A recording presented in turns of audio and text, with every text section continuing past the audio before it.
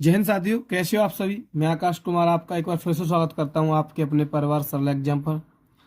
साथियों, ये वीडियो आपके लिए बहुत खास होने वाली है, क्योंकि इस वीडियो में आपको पूरा किसी द्विघात समीकरण के गुणनखंड निकालना सिखाऊंगा कि गुणनखंड हम किस तरीके से निकाल सकते हैं, किस तरीके से हम गुणनखंड ज्ञात कर सकते हैं। तो पूरी बेसिक तरीके से मैं आपको गुणनखंड बताऊंगा, यानी कि इसके बाद आपको कोई भी यूट्यूब पर कोई वीडियो देखने की जरूरत नहीं पड़ेगी।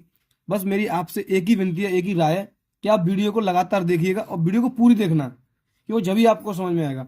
अगर आपने वीडियो अधूरी या आधी देखी तो मैं कह सकता हूँ आपको उतना अच्छा समझ में नहीं आएगा जितना अच्छा पूरी वीडियो देखने से आएगा।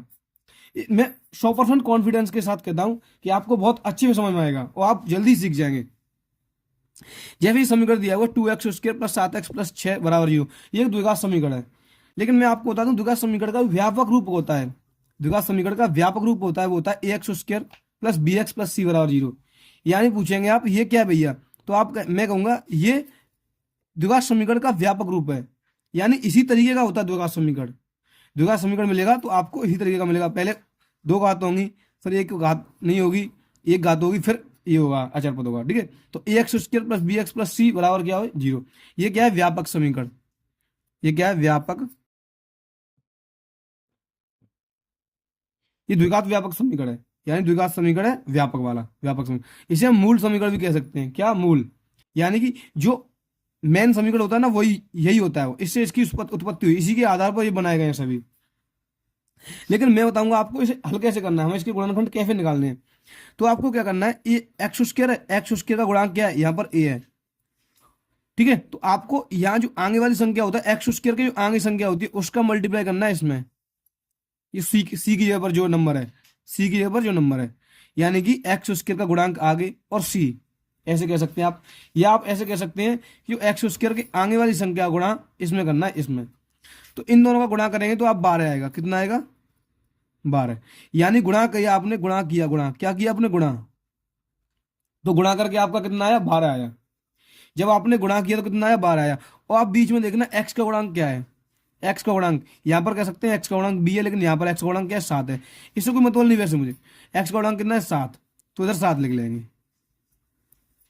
ठीक है, यानी कि मैंने गुणा किया तो 12 आया, और एक्स का गुणांक है वो 7 है, बीच में क्या है, 7 है। तो आपको एक ऐसा नंबर ढूंढना है, आपको दो ऐसी संख्या ढूंढनी है जिन दोनों संख्याओं का मैं अगर मल्टीप्लाई करूं, गुणा करूं, तो 12 आ जाए। अगर उन दोनों संख्याओं को मैं आपस में जोड़ूं या आपस में घटाऊं तो 7 आ जाए। आप समझ गए होंगे मैं क्या कहना चाहता हूं। मुझे दो ऐसे नंबर ढूंढने हैं, ऐसी संख्या ढूंढनी है दो, जिन दोनों संख्याओं का अगर मैं गुणा करूं तो 12 आए, अगर उन दोनों संख्याओं को मैं आपस में जोड़ूं या घटाऊं तो 7 आए। क्या दोनों नंबर ऐसे मिल सकते हैं। पहले आप ये 12 दिए, तो आप 12 के, आप ये देखिए 12 किस किस के पाड़े में आता है, तो आप कहेंगे 4 के पाड़े में आता है। 4 के पाड़े में कैसे आता है, तो आप कहेंगे 4 तिया 12, 4 और तिया 12, यानी 4 का गुणा 3 में करेंगे तो 12 आएगा। तो मैंने क्या कहा था, गुणा करके 12 आएगा, देखो इन दोनों गुणा करके 12 आ रहा है। लेकिन अगर उन दोनों नंबरों को जोड़े हम तो 7 आए। तो क्या आप इन दोनों नंबर को जोड़ना 7 आ रहा है क्या, तो इन दोनों नंबरों को जोड़ के भी 7 आ रहा है। तो यानी कि मुझे ये दोनों नंबर मिल गए, ये दोनों नंबर मुझे मिल गए। तो मेरा यहाँ से समीकरण यानी सेटिस्फाई हो गया कि दोनों नंबर यही होंगे। लेकिन अब आपको ये लिखने कैसे हैं, ये सामने वाला यूं क्यों उतारना है, 2x², ये सामने वाला यूं क्यों उतारना है। अब इस 7x देखो किस तरीके से होंगे, 7x, ये 7x प्लस की है। प्लस की कब होंगी, जब ये दोनों नंबर प्लस के होंगे, तभी तो प्लस का आएगा आंसर। जब ये भी प्लस का, ये भी प्लस का, तभी तो प्लस का आएगा। तो इन्हें जोड़ो, ये 4 यहाँ पर है, 3 यहाँ पर है, ये 7x बनाना है। तो आप क्या करेंगे, इनके पीछे भी x लगा देंगे, 4x ये 3x ये, तभी तो 7x होगा। तो प्लस, पहले लिखेंगे 4x, फिर लिखेंगे 3x। ठीक है, 4x और 3x, ये कोई 7x, इस 7x की जगह मैंने ये लिख दिया यहाँ पर। और प्लस 6 की यूं क्यों लिखेंगे, +6 बराबर क्या है, 0। ठीक है, अब क्या करेंगे, यहाँ से यहाँ तक और यहाँ से यहाँ तक आप कॉमन लेंगे, कॉमन मतलब भाग देंगे। तो देखो इधर क्या है, 2 है, एक्स है। इधर देखो इस 4 में भी 2 से भाग चला जाएगा, 2 से 4 में भाग जाएगा, और एक्स में भी जाएगा। तो इधर से आप ले लेंगे 2 और एक्स ले लेंगे, तो इधर से 2 आ गई। इस दो यहाँ पर 2x है कि एक्स, उसका मतलब होता है 2x, यानी एक्स गुणा एक्स, एक्स उसका मतलब एक्स गुणा एक्स। तो एक एक्स यहाँ पर आ गई, तो यहाँ पर एक एक्स बची होगी। प्लस 2 से आप 4 में भाग देंगे तो 2 बार जाएगा, और एक्स से एक्स में भाग देंगे तो एक बार गया होगा, एक का मल्टीप्लाई दूंगा इतना ही आएगा। प्लस यहाँ से आप ले लेंगे, इसमें से एक्स इधर है, एक्स नहीं, तो एक्स हम नहीं लेंगे। तो इधर 3 है, इधर 6, 3 से 6 में भाग चला जाएगा, तो इधर 3 ले लेंगे। 3 से 3 कट गई, यहाँ पर एक्स बचेगा, और प्लस, यहाँ प्लस है तो प्लस, 3 से 6 में देंगे 2 बार। यानी कहने का मतलब ये है मेरा, आपको बता दूं, कहने का मतलब ये है, जो ब्रैकेट में ये दोनों नंबर आए हैं, कोष्टक में ये दोनों संख्या आई हैं, ये दोनों बराबर आएंगी। क्या आएंगी? ये दोनों बराबर आएंगी। तो आप क्या करेंगे, ये दोनों बराबर हैं तो यहाँ पर बराबर 0 है। ये दोनों एक जैसी हैं तो एक ले लो इनमें से, x+2 ले लिया, और एक इसे ले लेंगे 2x, ये रही, +3 ये रही, तो 2x+3, ये एक बार मैंने ये ले लिया, बराबर क्या है? 0। आशा करता हूं कि यहां तक आपको बहुत अच्छे से समझ में आया होगा।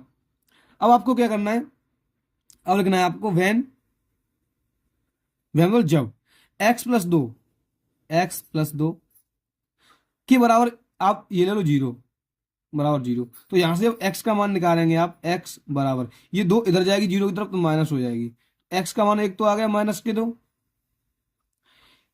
इसी तरीके से मैं इसका भी निकाल देता हूं, ये 2x+3, इसके बराबर में भी आप 0 लेंगे तो 2x, ये 3 इधर जाएगा तो माइनस का हो जाएगा, 3 माइनस का। जब यहां से x का मान निकालेंगे आप यहां से, तो x बराबर, ये 2 गुणा में उधर क्वेश्चन पहुंचेगी भाग में, तो -3/2, एक मान जाएगा x का -3/2।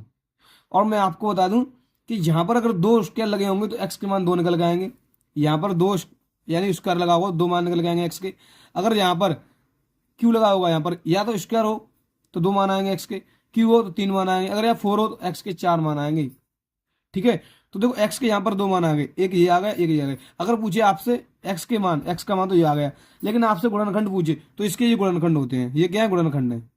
x+2 और 2x+3 ये होते हैं इस समीकरण के गुणनखंड। ठीक है, तो आपको बहुत थोड़ा बहुत तो समझ में आया होगा। एक नेक्स्ट क्वेश्चन मैं आपको बिल्कुल क्लियर करा देता हूँ। ठीक है, देखिए मैं नेक्स्ट समीकरण लेके आया हूँ। ये समीकरण आपने देख लिया तो आपको बहुत अच्छे से समझ में आ जाएगा। ठीक है, ये लास्ट समीकरण है। मैंने क्या कहा था, मैंने ये कहा था कि एक द्विघात समीकरण का व्यापक रूप होता है, वो होता है ax² + bx + c = 0। ये द्विघात समीकरण का व्यापक रूप है। अगर आपसे पूछे द्विघात समीकरण किस प्रकार का होता है, तो इस प्रकार का होता है, इस तरीके का होता है, यानी इस बेस पे होता है। ठीक है, अब यहां पर देखेंगे, मैंने कहा x² का गुणांक यहां पर और लास्ट वाली संख्या को मल्टीप्लाई करना है। तो यहां पर तो कोई गुणांक है नहीं, जब गुणांक कुछ नहीं होता है तो हम 1 मानते हैं। क्या मानते हैं? 1 मानते हैं। तो यहां पर क्या होगा? 1 होगा। क्या होगा? 1 होगा। अब 1 का मल्टीप्लाई क्या करेंगे हम? इधर करेंगे। 1 का मल्टीप्लाई 10 में करेंगे तो ये कितना हो जाएगा? यहाँ 10 होगा। यानी जब मैंने गुणा किया तो कितना आया? 10 आया। और बीच वाली संख्या होती है जी, जी, इसको आप इधर लिख लेंगे। ठीक है, तो आपको एक ऐसा नंबर ढूंढना है जिन दो संख्याओं को मैं अगर गुणा करूं, इन दोनों संख्याओं का अगर मैं गुणा करूं तो 10 आए, अगर उन दोनों संख्याओं को आपस में जोड़ूं तो 3 आए, या आपस में घटाऊं तो 3 आए। दोबारा बताता हूं, आपको तो ऐसी संख्या ढूंढनी है जिन दोनों संख्याओं का अगर मैं मल्टीप्लाई करूं तो 10 आए, या उन दोनों संख्याओं को आपस में जोड़ूं तो 3 आए, या घटाऊं तो 3 आए। तो आप कहेंगे 5 दूनी 10 होते हैं, तो इन दोनों को गुणा करें 10 आ रहा है, इन दोनों को जोड़ो तो 3 आना चाहिए, तो 5 और 2 7 होते हैं, तो 3 नहीं आ रहा, तो घटा के देख लो, 5 और 2 3, तो यानी कि 3 घटा के 3 आ रहा है। तो यानी ये दोनों नंबर, यही दोनों नंबर है मेरे वो। ठीक है, यही दोनों नंबर है जो मैं यहाँ पर, जो इनकी मुझे यहाँ पर जरूरत है। ठीक है, ये दोनों नंबर है। देखिए उसके बाद में आप क्या करना है, तो आपको पहले नंबर को यूं क्यों लिखना है x²। ठीक है, उसके बाद में 5x, इस 3x की जगह क्या लिखना है? 5x और 2x को बनाना है। तो 5 में ये माइनस क्या आना है यहाँ पर, तो इधर माइनस के होंगे तभी तो माइनस का बचेगा इधर, क्यों? बड़े में से छोटा घटाएंगे आप तो माइनस का बचेगा। तो यहाँ पर 5x माइनस की करेंगे, माइनस के 5x, और यहाँ पर प्लस के लेंगे 2x। 5x में फिर 2x गए, तीनों से पहुंचे माइनस की, -10 = 0। इधर से कॉमन ले लेंगे, इधर से कॉमन लेंगे, इधर से आ जाएगा x, क्यों? इधर x ही, इधर भी x है, तो ये 2x है इधर, यानी x गुणा x, तो एक x बचेगा, माइनस इधर बचेगा 5, इधर से ले लेंगे +2, उधर x बचेगा, और 2 से 10 में भाग देंगे तो माइनस, तो यहाँ आएगा माइनस, तो 2 से 10 में भाग देंगे तो 5 बार, तो ये तो आएगा x-2, x-5, x-5, इनमें से एक ले लेंगे x-5, और एक ही ले लेंगे x+2, x+2, ये तो आगे गुणनखंड बराबर 0, ये तो आगे गुणनखंड। अगर आपसे पूछे x का मान तो आप कैसे निकालेंगे? वेन x-5 बराबर 0 लेंगे, बराबर 0, तो x बराबर यहाँ आ जाएगा, x बराबर आ जाएगा 5, इधर जाएगी तो प्लस की हो जाएगी 5, एक तो आ गया x बराबर 5, और दूसरा इधर ही ले लेंगे x+2 बराबर 0 लेंगे, एक्स बराबर आएगा, इधर 2 जाएगी तो -2, एक्स बराबर -2। तो मैं आशा करता हूँ कि आपको बहुत अच्छी से समझ में आया होगा ये, और आपको हाँ थोड़ी थोड़ी समझ में तो आई होगी। लेकिन मेरे पास 2 क्वेश्चन और हैं, उन दोनों क्वेश्चन में आपको क्लियर करा दूंगा कि गुणनखंड हम किस तरीके से करते हैं और किस तरीके से हम इन्हें हल करते हैं। ठीक है, नेक्स्ट क्वेश्चन पे चलते हैं। क्या दिया है, ये किस तरीके से इसे भी हम हल करेंगे। एक्स स्क्र माइनस के 2x माइनस के 8 बराबर 0। मैंने क्या कहा था, मैंने कहा था कि एक्स स्क्र का मुझे गुणांक लिखना है, तो यहाँ पर गुणांक मेरा 1 है। क्या है गुणांक मेरा? 1 है।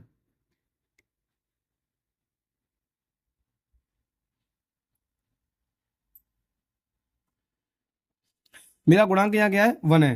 ठीक है, गुणांक मेरा यहाँ पर 1 है। अब आप 1 का मल्टीप्लाई 8 में करेंगे, 1 का मल्टीप्लाई 8 में करेंगे तो गुणा करके कितना आया? आप कहेंगे गुणा करके आया 8। गुणा करके कितना आया? गुणा करके आया 8। और जोड़ घटाए कितना लाना है मुझे? 2। कितना लाना है? 2। यानी कि जोड़ या घटाएं तो मुझे लाना है 2, या घटाएं। यानी कि 2 ऐसी संख्या ढूंढनी है आपको जिन दोनों संख्याओं का अगर मैं गुणा करूं तो 8 आए, और या जोड़ूं या घटाऊं तो 2 आए।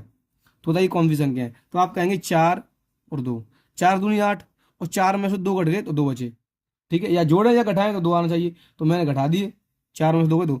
लेकिन लिखना किस तरीके से? यहाँ पर माइनस की 2 बचनी है, तो जब माइनस आप बड़ी संख्या माइनस की लेंगे तभी तो माइनस का बचेगा, तो आपको माइनस की लेनी पड़ेगी जी। तो एक्स स्क्र माइनस के 4x, और ये प्लस की लेने पड़ेंगे 2, तो प्लस के 2x, वही माइनस के 8 नहीं होंगी निकालनी। देखो 4x में से 2x गए तो 2x बचे माइनस के, बराबर है 0। इधर से कॉमन ले लेंगे, यहाँ से यहाँ तक और यहाँ से यहाँ तक कॉमन लेंगे, तो यहाँ से तो आ जाएगा x, तो एक x यहाँ बचेगा -4, तो यहाँ से आ जाएगा +2, तो x -2 फिर 8 में भाग 4 बार, बराबर 0। देखो ये दोनों एक से आए, मैंने बताया था ये दोनों सेम आएंगे, एक जैसे आएंगे। तो x -4 तो इनमें से ले ली दोनों में से, और x +2 इनमें से ले ली। ठीक है, अब लिखेंगे वैन x -4 बराबर 0, तो x बराबर कितना आ जाएगा? 4। x -4 बराबर 0, तो x बराबर 4 आ गया। इसी प्रकार से लेंगे x +2 बराबर 0, तो x बराबर कितना आ जाएगा? 2। ठीक है, ये x बराबर 2 आ गया। ये 2 इधर जाएगी तो माइनस की हो जाएगी 2। ठीक है, ये तो आ गए x के मान। अगर आपसे पूछे गुणनखंड, तो ये गुणनखंड होते हैं। ये क्या होता है? गुणनखंड होते हैं। मैं आपको सिखा रहा हूँ, ठीक है, वो आपको अच्छे से सीखना है। तो ये भी समझ में आ गया होगा आपके में, अगर नहीं आया होगा तो आपको बहुत समझ में आ जाएगा। एक बार फिर से देख लेना, अच्छे से समझ में आएगा, सब क्लियर हो जाएगा, क्यों मैं कोई डाउट छोड़ ही नहीं रहा हूँ। उसके बाद नेक्स्ट क्वेश्चन और है, आप ये भी देख लें तो आपको समझ में आ जाएगा। ठीक है, ये देखिए 2x² माइनस के 5x प्लस के 3 बराबर 0 है। क्या है? बराबर 0। मैंने क्या कहा था, या यानी कि x² का गुणांक और पीछे वाली संख्या गुणा करना है, तो 2 3 6 हो गए, यानी कि गुणा करके 6 आना चाहिए। जब मैं संख्या गुणा करूं तो 6 आना चाहिए, और जब जोड़ूं या घटाऊं तो 5 आना चाहिए, या प्लस या माइनस करूं तो 5 आना चाहिए। तो आप ऐसी संख्या देखें तो आप कहेंगे 3 और 2, 3 दूनी 6 हो गए, जब इन दोनों को जोड़ेंगे तो 5 आएगा। ठीक है, इन दोनों को जोड़ेंगे तो 5 आएगा, लेकिन ये 5 माइनस क्या आना चाहिए? माइनस के आने का मतलब समझ रहे हो आप? ये भी माइनस क्यों होना चाहिए, ये भी माइनस क्यों होना चाहिए, तभी माइनस कह सकता है। तो 2x² तो इधर लिखेंगे, ये माइनस के 3x लिखेंगे। ठीक है, और इधर यहाँ पर लिखेंगे 2x, या पहले आप ऐसा कर सकते हैं, पहले 2x लिख लें आप, और फिर आप 3 लिख लें। ठीक है, ऐसे भी लिख सकते हैं। तो यहाँ पर आप 2x लिख लें, और यहाँ पर लिख लेंगे माइनस के 3x, और माइनस के 3x, माइनस के 2x माइनस के 3x प्लस 3 बराबर 0। यहाँ से आप कॉमन लेंगे, यहाँ से आप कॉमन लेंगे, यहाँ से आप कॉमन लेंगे 2 और x ले लेंगे। ठीक है, क्योंकि यहाँ से 2 भी आ रही है, x भी आ रही है, तो ये 2x ले ली मैंने, तो एक x बचेगी माइनस, ये 2x है, 2x तो कट जाएगी तो 1 बचेगा। यहाँ से आप ले लेंगे कितना? 3 माइनस के 3। आज 2 बजे हम लोग को 4 बजे। और यहाँ से मैंने कॉमन ले लिया x, यहाँ से कॉमन ले लिया 3, तो 3 से 3 कैंसिल हो जाएगी, तो यहाँ x बचा, भाई माइनस से प्लस है जो माइनस हो जाएगी, और 3 से 3 भाग देंगे, एक बार जाएगा, और बराबर क्या है? 0। तो देखो ये दोनों एक से आएंगे, एक जैसे आएंगे, मैंने बताया था। तो x -1 तो इन दोनों में से ले लेंगे हम, और 2x प्लस 2x -3 यहाँ से ले लेंगे। ठीक है, अब बराबर क्या है? 0। अब लिखेंगे वैन x -1 बराबर 0, x बराबर क्या जाएगा? एक माइनस की इधर जाएगी तो प्लस की हो जाएगी, इधर से ले लेंगे 2x -3 बराबर 0, तो यहाँ से 2x, ये 3 इधर जाएगा तो प्लस की हो जाएगी 3, तो यहाँ से हम x का मान निकालेंगे, तो x बराबर, ये 2 इसके गुणा में, तो यहाँ भाग में जाएगी 3, यहाँ पर गुणा में, उधर के जाएंगे भाग में, तो यहाँ 2 3/2, ये आ जाएगा एक्स का मान। अगर आपसे पूछे एक्स का मान तो ये आ गई। अगर आपसे गुणनखंड पूछे तो ये गुणनखंड है, एक्स माइनस वन और 2x माइनस 3 गुणनखंड है। गुणनखंड का मतलब ये होता है जब आप x माइनस वन से इसमें भाग देंगे तो पूरा पूरा जाएगा, शेष पर जीरो बचेगा, ठीक है, ये गुणनखंड होता है। और नेक्स्ट क्वेश्चन क्या दिया हुआ है आप ये भी देख लेना। नेक्स्ट क्वेश्चन ये है एक्स स्क्र माइनस के 6x प्लस 5। आपको क्या करना है, इसके आपको मुझे एक्स का मान बताना है, इनमें निकाल के एक्स का मान, और इनके गुणनखंड करके मुझे बताना है, और वो जवाब आपको देना है कमेंट में। अगर आप सीख गए तो मुझे बताना कमेंट में कि इसका आंसर यह है, इसके गुणनखंड यह है। अगर आप नहीं सीखे तो एक बार वीडियो दोबारा देखना, आप सीख जाएंगे। अगर फिर भी आपकी समझ नहीं आता तो कमेंट करके बताना भैया हमारी समझ फिर भी नहीं आया, मैं कोशिश करूंगा दोबारा आपको समझाने की। तो आज की वीडियो में इतना ही काफ़ी है। जय हिंद, जय भारत।